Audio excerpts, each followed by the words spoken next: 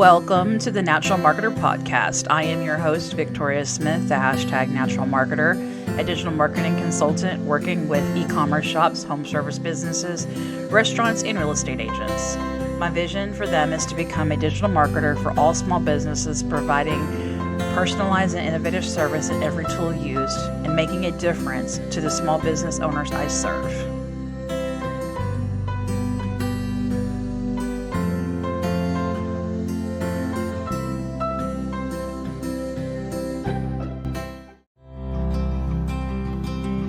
On this episode, I'm going to be talking about prepping your marketing for the new year, a reflection and setting the stage for the right audience and making sure that you're hitting your target audience. If you're ready to get into it, let's get started. September 11th, 2001 was a day that changed our society forever. And like these events, marketing requires us to reflect on the past and plan for the future. Let me tell you a little story. Once upon a time, in a bustling marketing department, a team believed in spontaneity. They loved the thrill of unexpected, the rush of the last-minute campaign. Planning is overrated, they said. Let's just wing it. So they decided to forego a structured plan when a major event was announced. Instead, they threw together a campaign on the fly, filled with bright colors and catchy slogans. They were confident it would be a hit. But when the campaign launched, it fell flat. The messaging was confusing, the visuals were overwhelming, and it didn't resonate with the target audience. The team was baffled. How could they have gotten it so wrong? Looking back, they realized that their lack of planning had led to a chaotic and ineffective campaign. They had failed to consider the target audience's needs, the event's theme, and the overall marketing strategy. From that day forward, the team learned the importance of planning ahead. They realized that a well-thought-out strategy was essential for creating successful campaigns that resonate with their audience and achieved their marketing goals. Does that sound like your team? Does it sound like your consultant? That's not a good approach. So let's talk about it. Let's start prepping for the next year. In the fast-paced marketing world, planning is more crucial than ever. The concept of prepping your marketing for the next year involves a two-pronged approach, reflecting on the past and setting the stage for the future. But why do we reflect on the past, you wonder? Before looking ahead, it's essential to look back. Analyze the performance of your past marketing campaigns, what worked well, what didn't, identify key performance indicators, also known as KPIs, and track their progress over time. This data will provide valuable insights into your audience's preferences and behaviors. So how do you set the stage for the future, you say? Once you have a solid understanding of your past performance, it's time to set the stage for the next year. Start by defining your target audience. Who are they? What are their needs and desires? Understanding your audiences will help you tailor your marketing efforts to resonate with them. Next, set clear and achievable marketing goals. These goals should align with your overall business objectives by setting specific, measurable, attainable, relevant, and time-bound, also known as SMART goals. You can track your progress and make adjustments as needed. Finally, develop a comprehensive marketing strategy. This strategy should outline your approach to various marketing channels such as social media, content marketing, email marketing, and paid advertising. Consider the resources and budgets that you have available to ensure your strategy is realistic and obviously achievable. By reflecting on the past and setting the stage for the future, you can create a solid foundation for your marketing efforts in the coming year. This proactive approach will help you stay ahead of the curve and achieve all your marketing goals. So in this episode, I'm going to dive into reflecting on past marketing campaign results using KPIs for the success and failures of your campaign and industry trends from the past. Then I will jump ahead to prepping your plans for the next year by understanding your target audience, doing audience research, setting marketing goals and budgeting, and allocating resources appropriately. Then I will close with tips for prepping for the marketing strategy for the new year and sticking to your plan for the best results. You ready to get started? Okay, so we're going to begin by reflecting on past performance. So what KPIs are you tracking? KPIs are a cornerstone for marketing success.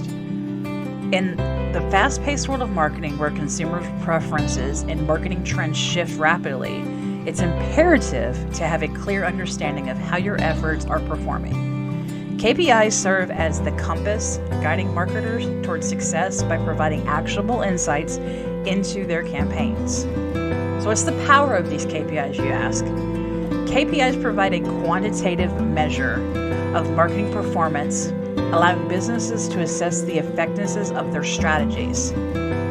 By tracking metrics such as website traffic, conversion rates, consumer acquisition costs, and ROI, marketers can identify areas of strength and weakness, make data-driven decisions, and optimize their campaigns. So let me give you a few examples of marketing success.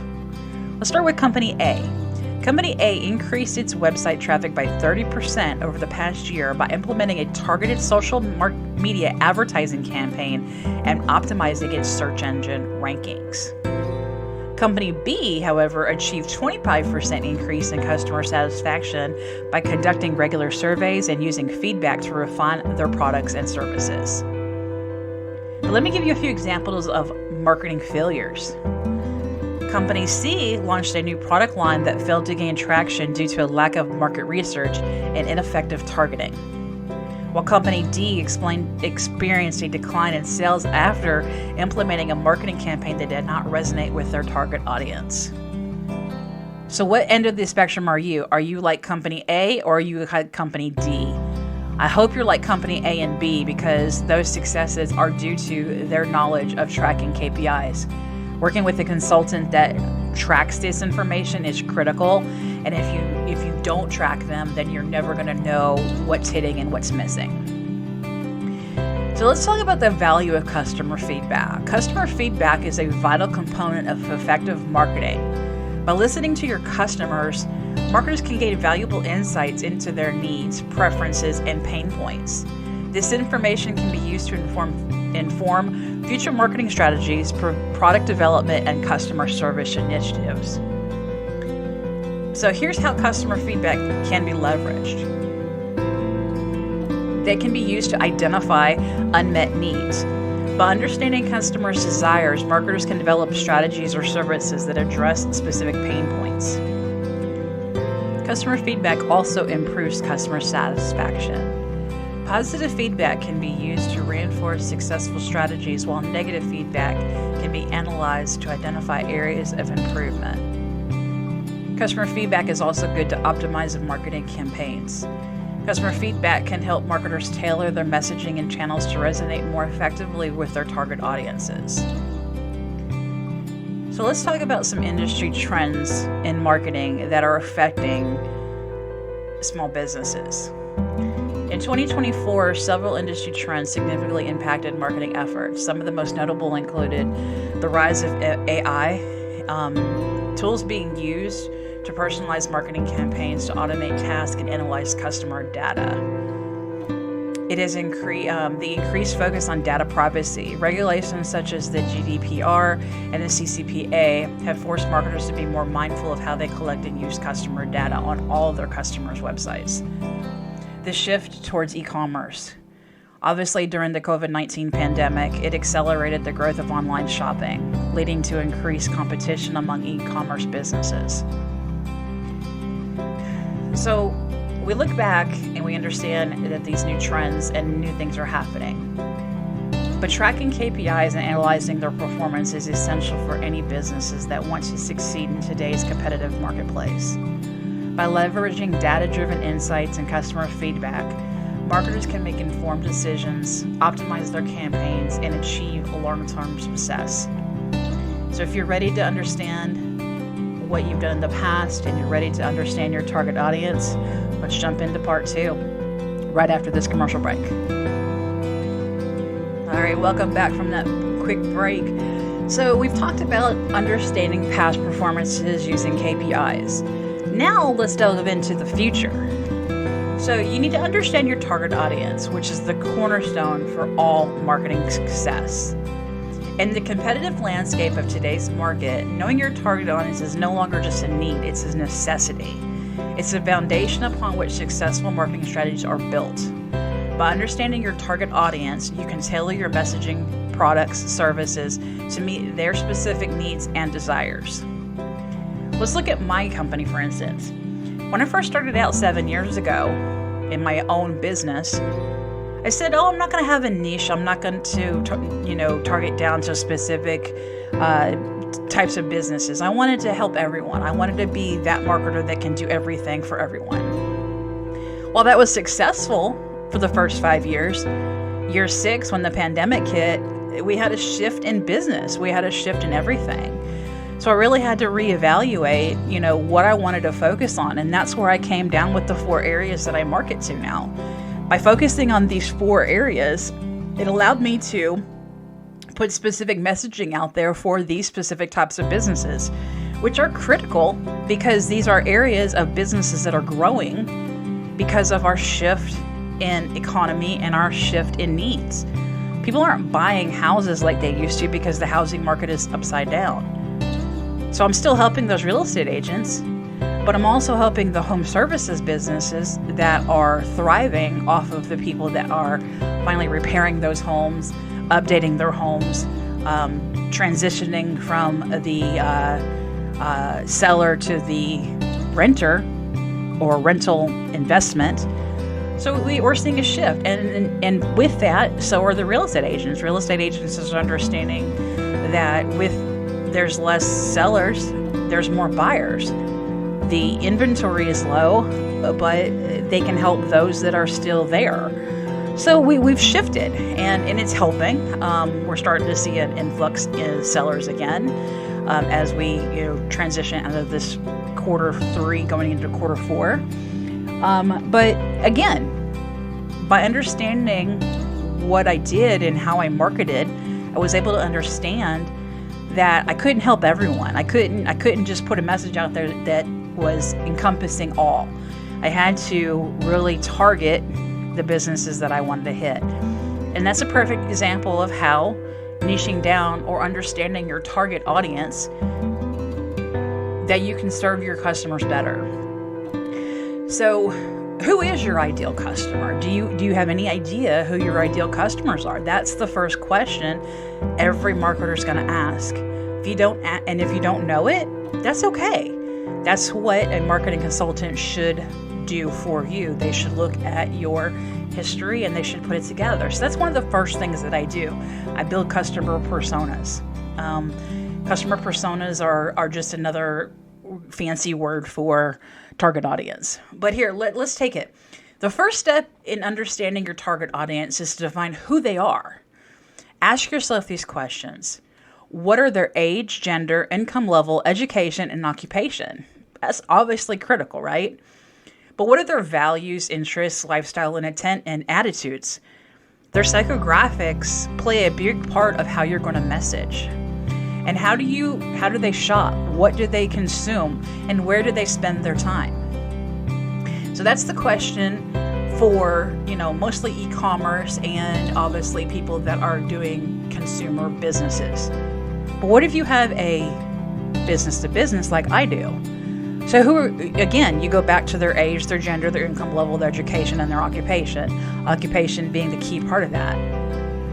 But if you want to target a specific demographic or psychographic with the values, are you going to be more of a DEI kind of company?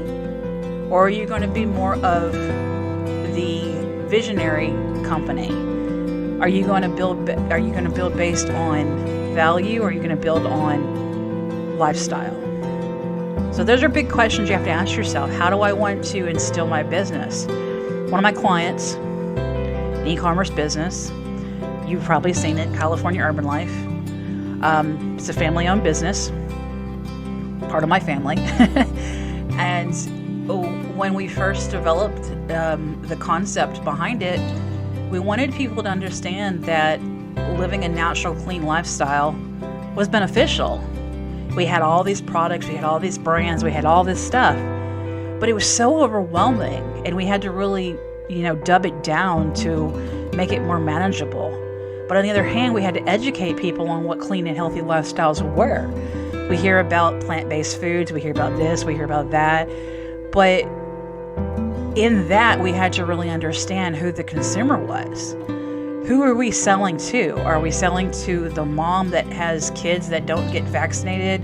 Or are we selling to the everyday person that just simply wants to live a healthier lifestyle? By getting rid of the chemical burdens, by getting rid of the nasty smells, or the, again, chemicals. Chemicals was the big play in what we do for that particular company. So, aromatherapy really became part of the crux of the business, and we started putting together things that really resonated with people. Different, homeopathic scents, different products that could be healthier for your pets, different things that are healthier for your kids, while still keeping your home clean and keeping your home fresh. So it's all about focusing on demographics and understanding your customer. What do they want? What are their behaviors?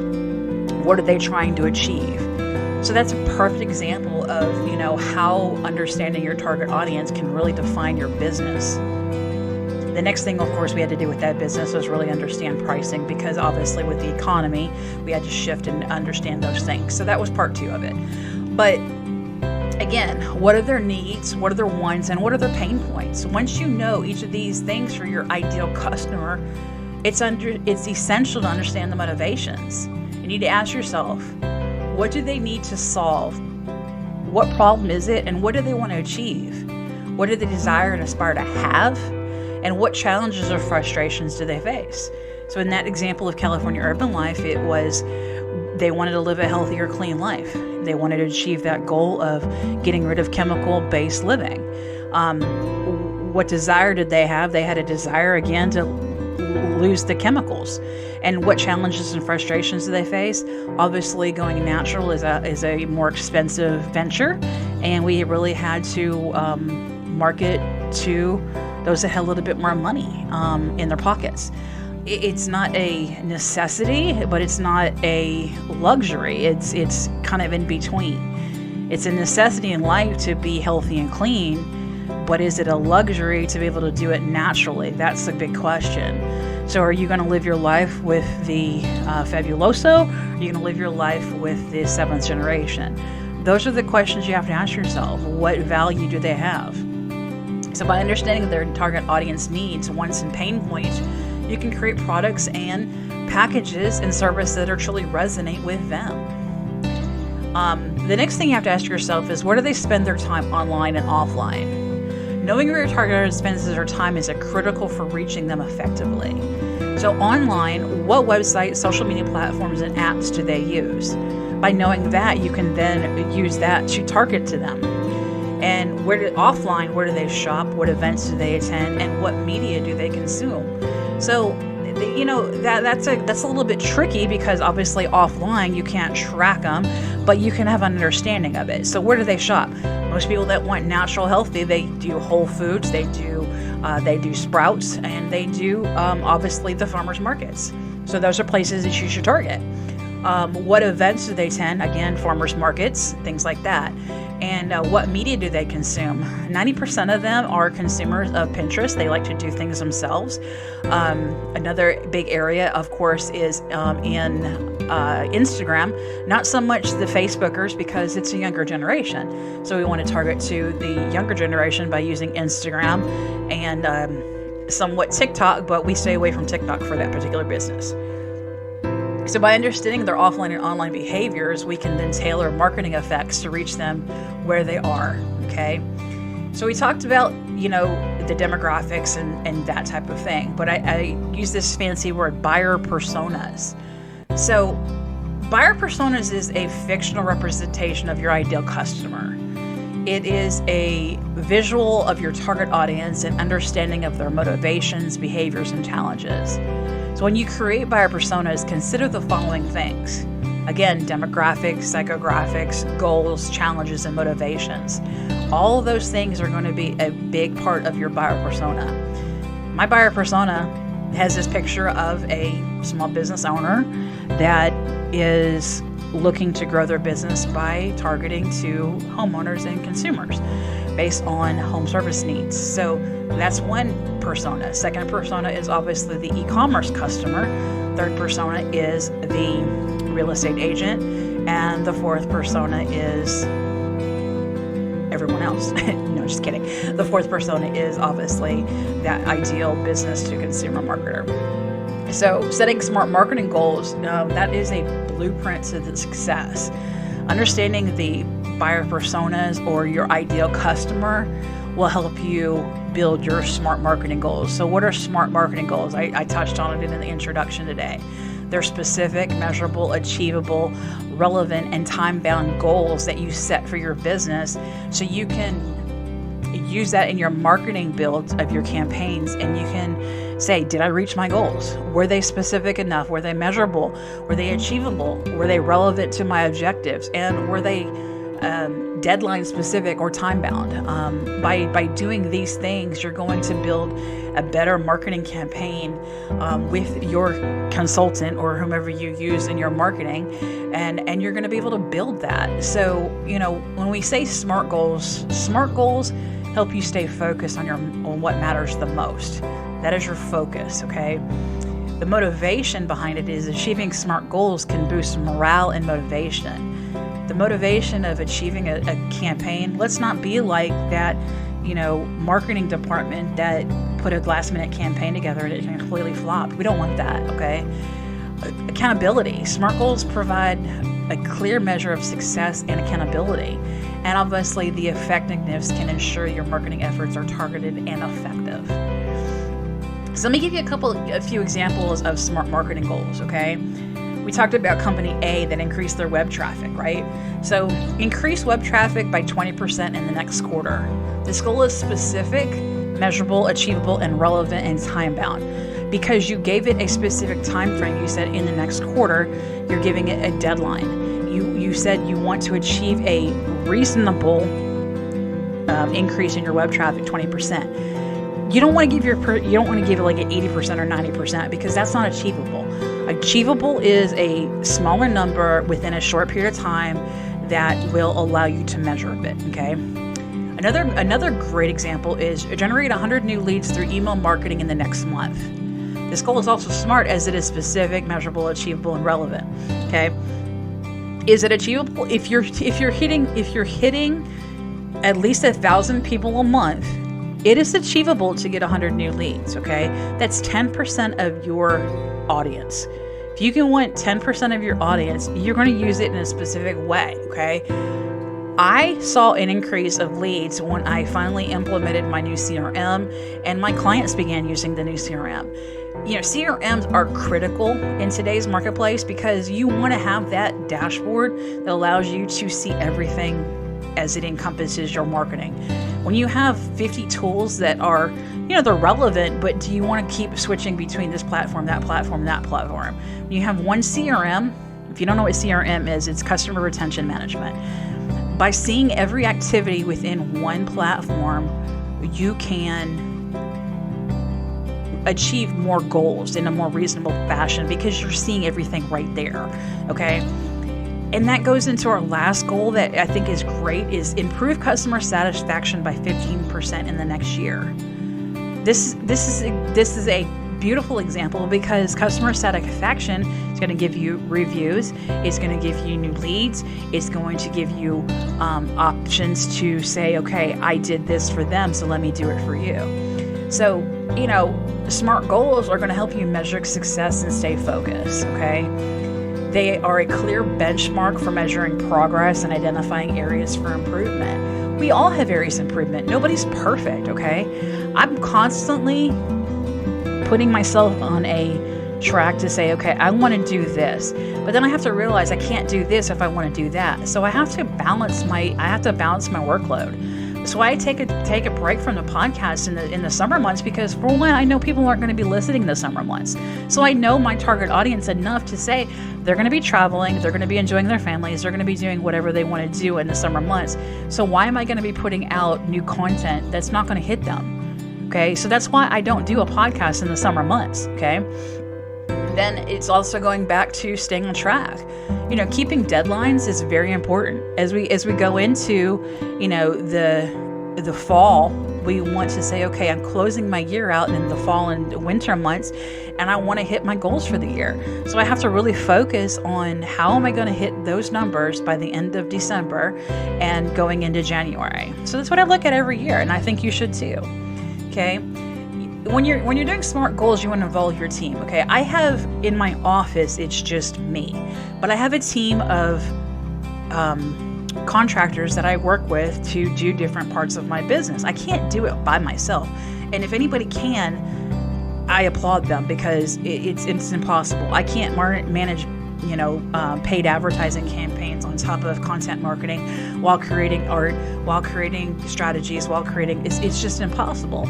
So the things that I don't particularly like to do myself, like the paid ad campaigns, I will give it to my team and say, hey, create the perfect campaign, track it, measure it, and give me the results, okay? That's what they do every day. On the other hand, I have a team that creates content for me for blogs and things like that for my different content clients, okay? So these are areas you want to involve your team. You want to also involve them in your SMART goals. If you're not working with a team, you need to, because a team is going to make you better. There's no I in team. Remember that. There is no I in team, okay?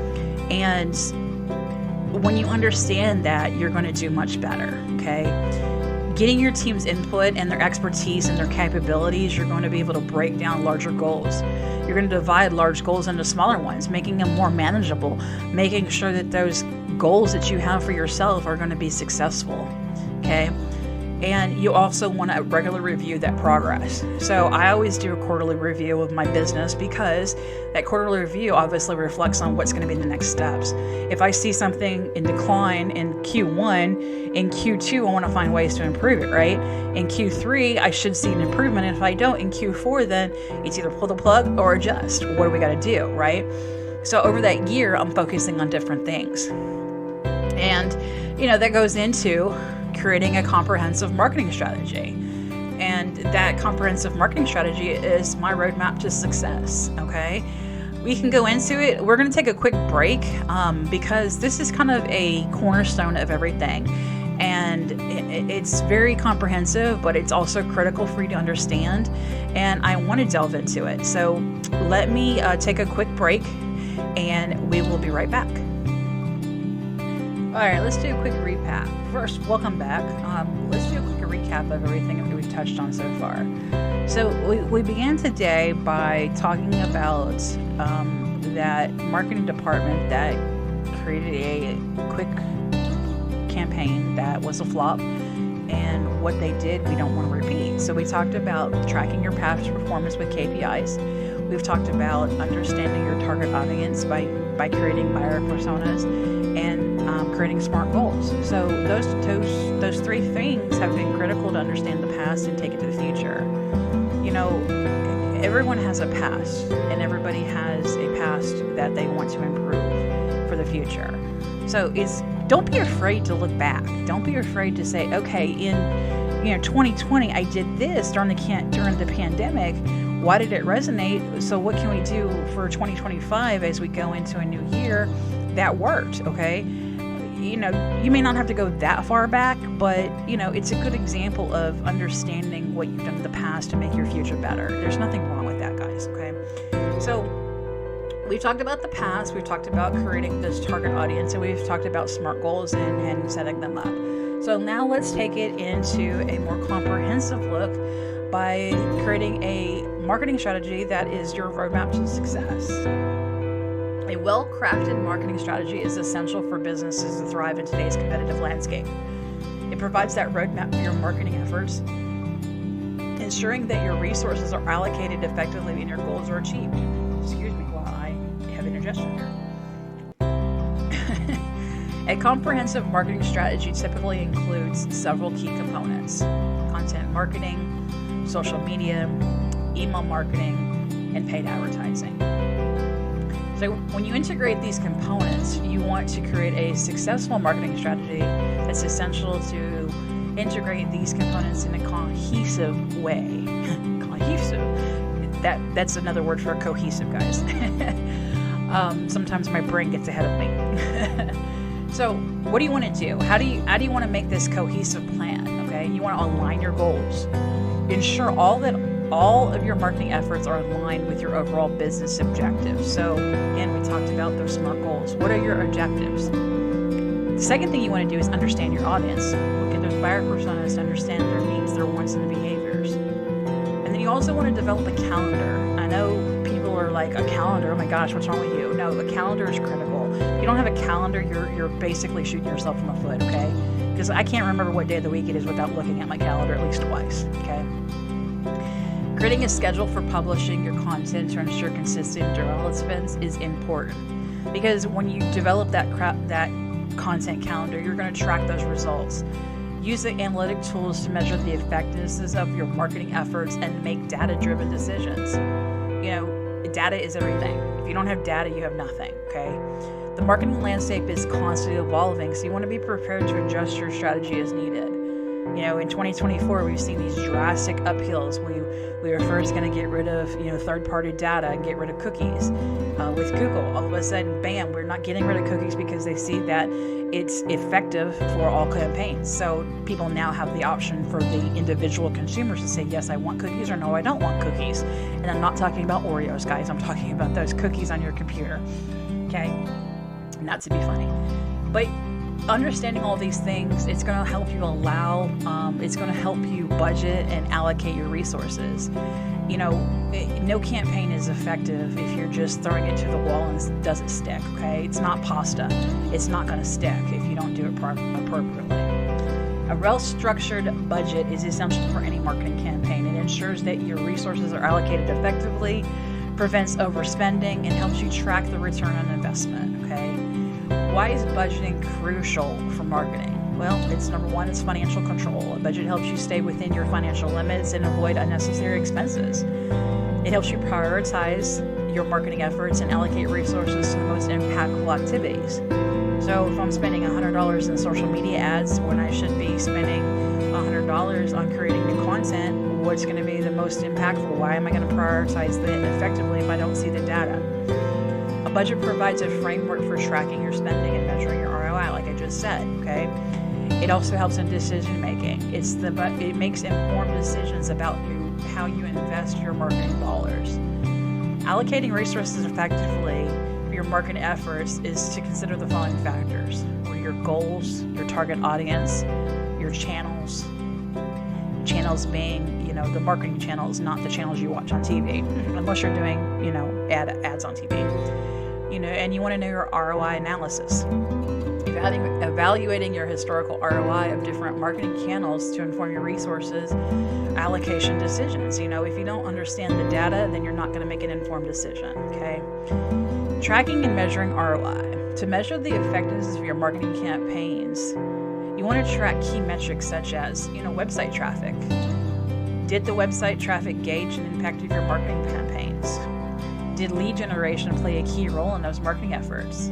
Were your conversion rates a measure or percentage of the leads that convert into customers? Did you have a high conversion rate? What is the value of the customer's lifetime? Okay, what is your customer lifetime value? How much revenue generated by each customer over their lifetime? Okay, when you do that, you understand what you have coming in, how you're going to spend it.